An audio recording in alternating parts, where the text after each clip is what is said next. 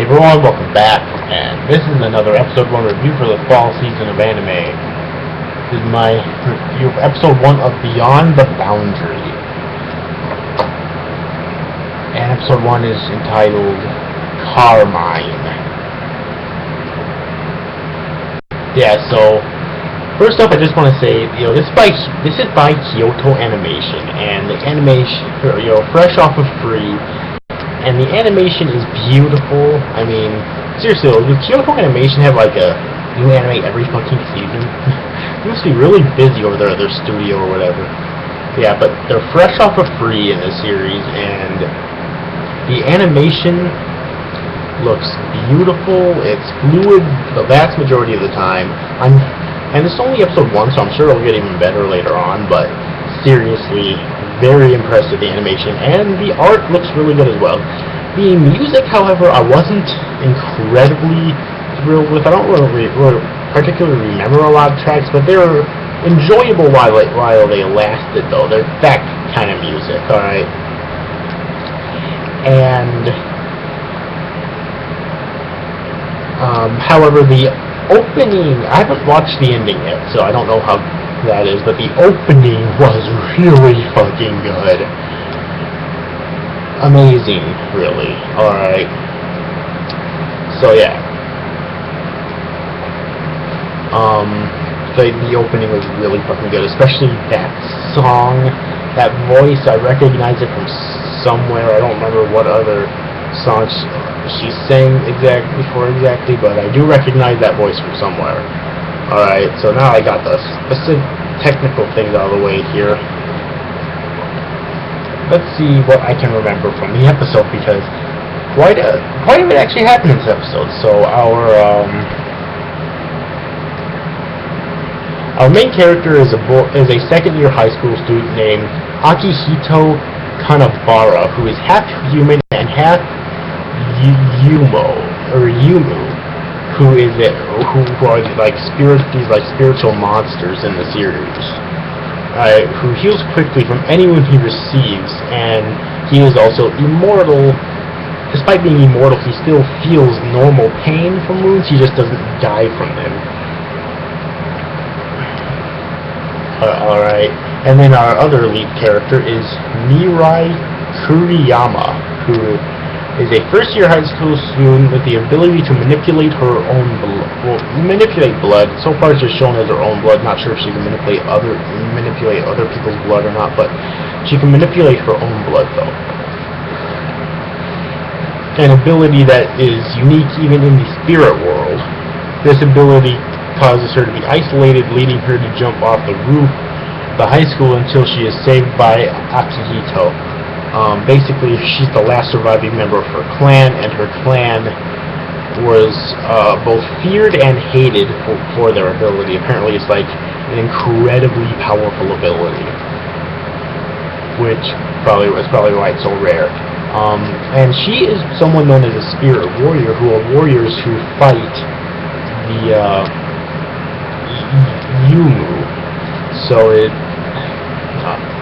alright, and it's kind of weird. I'm kind of wondering how Akihito's half human, half Yumu, because in this episode, regular humans didn't seem to be able to see the Yumu, so it'll be interesting to see how his mother or father, whoever was a human, was able to see a Yumu. Furthermore, it'd be kind of gross because they are literally monsters, unless they have like some sort of different pleasant form or something, who knows. There's also Mitsuki Nase, she's a second-year high school student and Akihito's childhood friend, a member of the literature club, and she is, I believe, supposed to be like a member of another clan who are also spirit warriors. Alright, there was also a teacher in this episode, or seemed to be a teacher, someone in the school who was fighting off a Yumu. She also obviously a spirit warrior. Not sure if she's in Akihito's clan or if she's in Mitsuki's clan or what, but it didn't really say a lot about her. She like showed up, fought off the Yumu, chased after it, and then she was gone for the rest of the episode. Alright. so far we got, you know, our three lead characters, which is good, and we also got a pretty good synopsis of the plot. My overall impressions of the episode, though, was meh, because it's like I can acknowledge that the episode was great, but for me personally, I wasn't as pulled into it as I wanted to be. I mean, I just came off of Free, another Kyoto Animation work, the most recent one, in fact. I was expecting a lot more. Alright, and this series is like a fantasy, drama, action sort of series, and Kyoto Animation is used to doing like slice of life series, like Free and whatnot, and K-On! and shit. So this is kind of out of their comfort zone in a way, but I think it can work out really good. This is only the first episode, and I would give it a 3-episode rule if it wasn't for the fact that I have this thing where I can't drop an anime series ever, period. Because I'm a masochist like that. Alright, and you know, there are anime that are, you know, really short, like 6 episodes. If you're choosing a 6-episode anime, watching it 3 episodes would be halfway through. So you probably just choose one, but this is definitely a 3-episode anime if you follow that rule. I do not. I watched it all the way through anyways.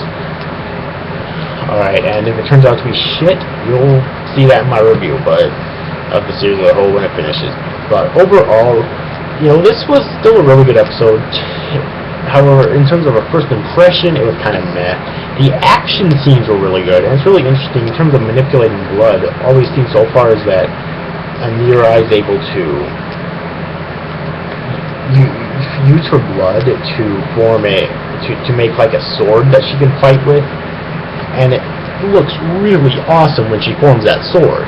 It's like, it looks realistic, like the character movements, the way their blood drops and everything, and the way it forms. It looks so fucking realistic, 3D and good.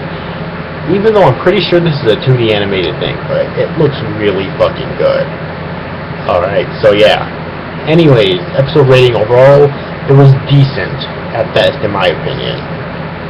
But I'm gonna expect it to get better later on though. Alright, because it's not very often that I can watch, at least me personally, I can watch a first episode and say that it's fucking incredible, you know. So yeah, but anyways, overall, hope you enjoyed this review, guys. See you after, guys. Thanks for watching. Bye-bye.